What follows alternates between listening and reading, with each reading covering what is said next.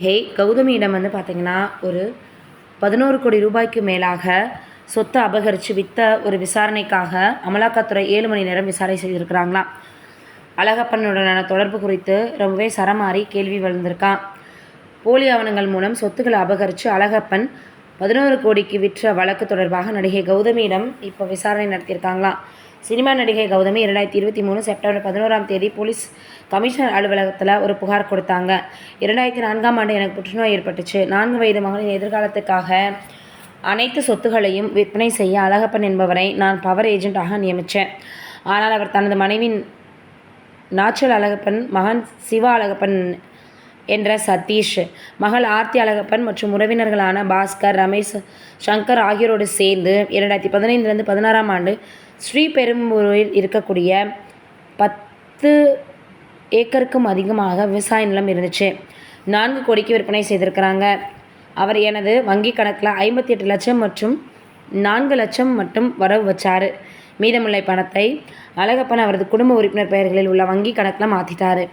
அதே போல் 10/2/2021ஆம் ஆண்டு ராமநாதபுரத்தில் இருக்கக்கூடிய ஏக்கர் அளவில் இருந்த நிலத்தையும் பார்த்திங்கன்னா அவர் தன்னுடைய பெயருக்கு மாற்றிருக்கிறாராம். ஆவணத்தையே மாற்றி சொத்துக்களை ஏமாற்றி பறிச்சுட்டாருன்னு சொல்லியிருந்தாங்க.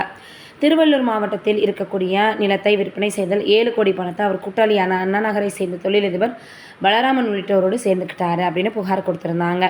மத்திய குற்றப்பிரிவு போலீசார் விசாரணை நடத்தினாங்க. அப்போது அழகப்பன் தனது மனைவி நாச்சல் அழகப்பன் மற்றும் மகள் பெயர்களில் சொத்துக்கள் மாற்றி எழுதியதும், தனது நண்பரான பலராமுடன் சேர்ந்து கௌதமியின் சொத்துக்களை மோசடி செய்ததும் தெரிய வந்துச்சு. இதைத் தொடர்ந்து மத்திய குற்றப்பிரிவு போலீசார் அழகப்பன், அவரது மனைவி, அதற்கப்புறம் அவருக்கு உடனாக இருந்தவர்கள் பலராமன்னு கைது செய்தாங்க. இந்த வழக்கில் சட்டவிரோதமாக பண பரிமாற்றம் செய்தது தெரிய வந்திருக்கு. உறுதியாச்சுன்னா மத்திய குற்றப்பிரிவில் இருந்து சட்டவிரோத பண பரிமாற்றம் சட்டத்தின் கீழ் வழக்கு விசாரணை அடுத்ததாக போகும்.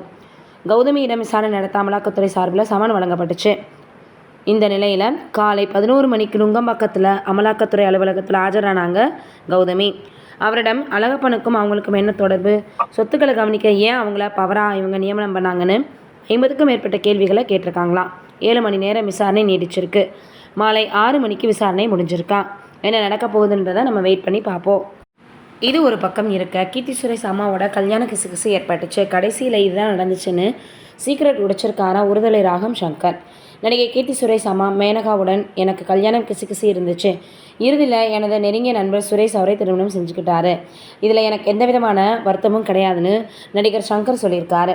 தமிழில் பல திறமையானவர்கள் இருந்தாலும் டி. ராஜேந்தர் இயக்கத்தில் வெளியான முதல் படமாக ஒருதலை ராகம் படத்தில் அறிமுகமானவர் தான் சங்கர்.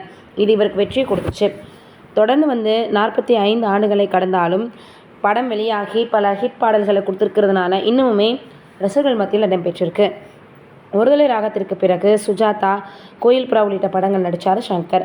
டி. ராஜேந்தர் இயக்கத்தில் ராகம் தேடும் பல்லவி என்ற படத்தில் நடித்தார். தமிழ் மட்டும் இல்லாமல் மலையாளத்திலும் நடிக்க ஆரம்பித்தார். திரைப்படக் கல்லூரியில் ரஜினி சார் எனக்கு முந்தைய பேட்ச், சிரஞ்சீவி நானும் ஒன்றாக படித்தோம். ஒருதலை ராகம் படத்தின் நடிகர்கள் தேர்வு செய்யப்படும் போது என்னை அங்கே வர சொல்லி டி. ராஜேந்தர் கதையை சொன்னார். அப்போது எனக்கு முன்பு 2 பேர் நடிக்க தேர்வாகி இருந்தாங்க. ஆனால் தயாரிப்பாளர் நான் தான் ராஜா கேரக்டர் நடிக்கணும்னு பிடிவாதமாக இருந்தார் அப்படின்னு சொல்லியிருக்கிறாரு. இந்த விஷயம் பார்த்திங்கன்னா இப்போ சமூக வலைதளங்களில் ரொம்பவே வைரலாக பரவி வந்துட்டுருக்கு. அந்த நேரத்தில் கீர்த்தி சுரேஷ் அம்மாவோட இவருக்கு காதல் கிசுகிசு ஏற்பட்டுச்சா. ஆனால் அவருடைய நெருங்கிய நண்பர் திருமணம் பண்ணிக்கிட்டாரா. நீங்கள் என்ன நினைக்கிறீங்கன்னு கமெண்ட்டில் சொல்லுங்கள்.